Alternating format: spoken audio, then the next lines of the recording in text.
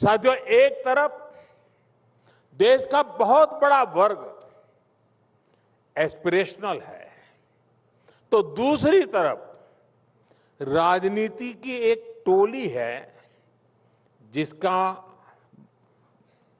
जीवन मंत्र बन गया है ऑलवेज अगेंस्ट।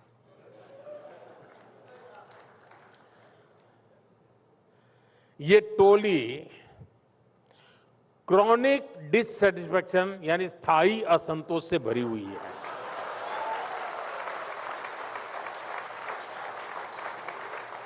आज मैं रिपब्लिक टीवी के दर्शकों को जरा इस टोली के लक्षण बताने जा रहा हूं। सिम्टम्स पता चलेगा तो आपको समझ आ जाएगा मैं क्या कह रहा हूं। आप आसानी से पहचान लेंगे। जी, जैसे मैं उदाहरण देता हूं, आप समझ जाएंगे।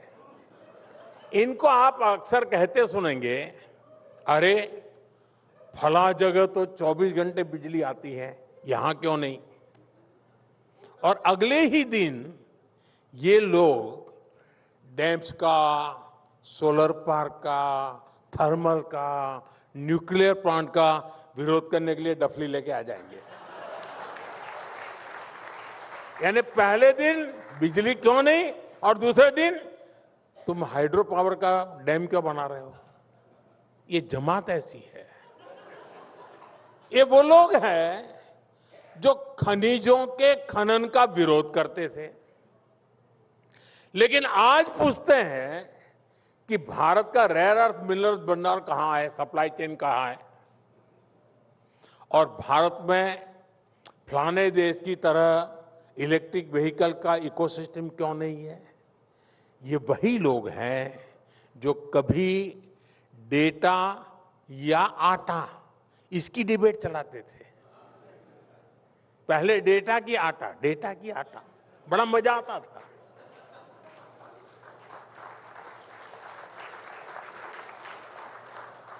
आज यही लोग पूछते हैं कि बताओ मोदी जी, एआई में क्या काम हुआ?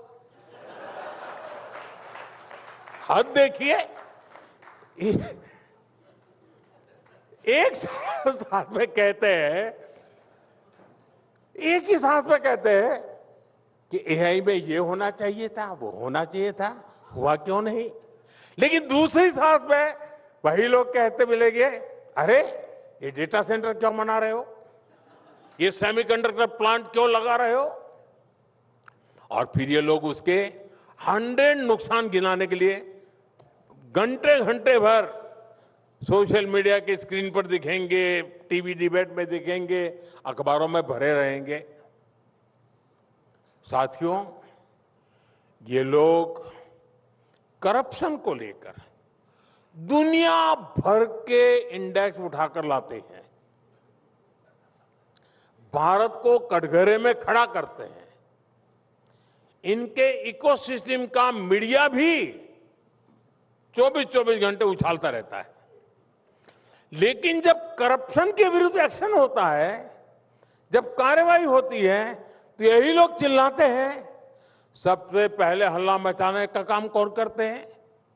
यही गलत हो रहा है, फलाना गया, ढिकना गया, रेड कर दी, जांच कर दी, अरेस्ट कर दिया।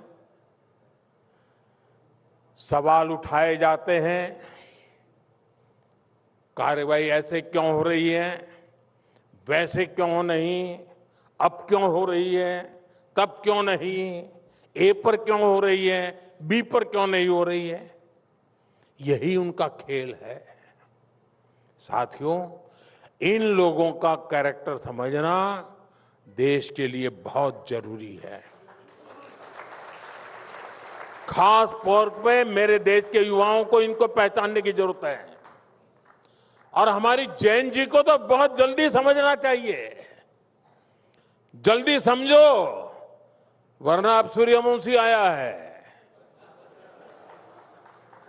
वो तेज गति से समझ जाता है। साथियों, ये लोग एक तरफ कहेंगे कि देश की सेनाओं को छूट नहीं है, हथियार नहीं मिल रहे हैं, लेकिन जब सरकार कोई डिफेंस डील करेगी, कोई आधुनिक हथियार खरीदती है, तो सबसे पहले आकर कहते हैं कि ये क्यों खरीदा। ये दुनिया भर में भारत की कूटनीति पर सवाल करेंगे। लेकिन जब भारत कूटनीति के लिए, सुरक्षा के लिए कहीं कोई इंफ्रास्ट्रक्चर प्रोजेक्ट बनाने लगेगा, तो ये लोग ढोल ढपली लेकर हल्ला मचाना शुरू कर देते हैं। साथियों, आज भारत के जिस अहम कालखंड में है, इसमें हमें ऐसे लोगों को पहचानना होगा, उनके कुतर्क को समझना होगा और उनसे सतर्क रहना बहुत जरूरी होगा। और आज दुर्भाग्य से आज देश के मुख्य विपक्षी दल कांग्रेस पर ऐसे ही लोगों का कब्जा हो गया है। कांग्रेस कभी नेशन फर्स्ट की बात करेगी, ये सोचना भी अब झूठे सपने जैसा हो गया है।